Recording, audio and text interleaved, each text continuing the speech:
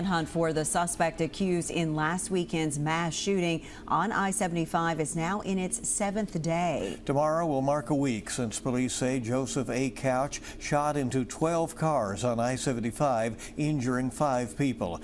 Authorities have now extended the search deeper into the Daniel Boone National Forest. Kentucky Baptist Relief has spent all week in southern Kentucky helping to feed dozens of first responders looking for Couch. As of right now, that same group is on standby for possible hurricane relief on the Gulf Coast. WKYT's Phil Pendleton has more on their efforts in Laurel County. The element of danger is always around because of the disasters that Kentucky Baptist Relief volunteers respond to. But this week, it's been a lot different. Not typically are helicopters hovering over us with guys hanging out with their guns. Instead of the storm, it's the alleged actions of one person. We did not ever feel unsafe. I mean, we did not.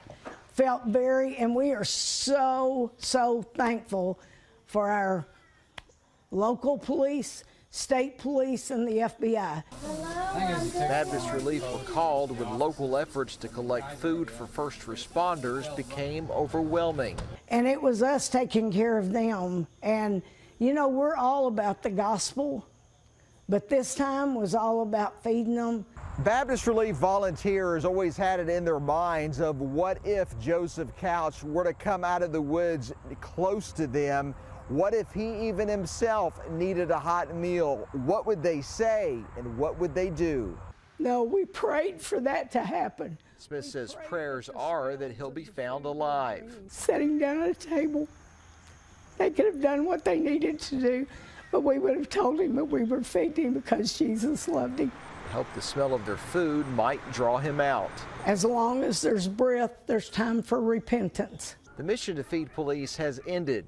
Now the group focuses on possible deployment to hurricane relief, a much more common call. In Laurel County, Phil Pendleton, WKYT. And Kentucky Baptist Relief volunteers say their organization runs from donations and encourages people who would like to help in disasters to either send money or gift cards.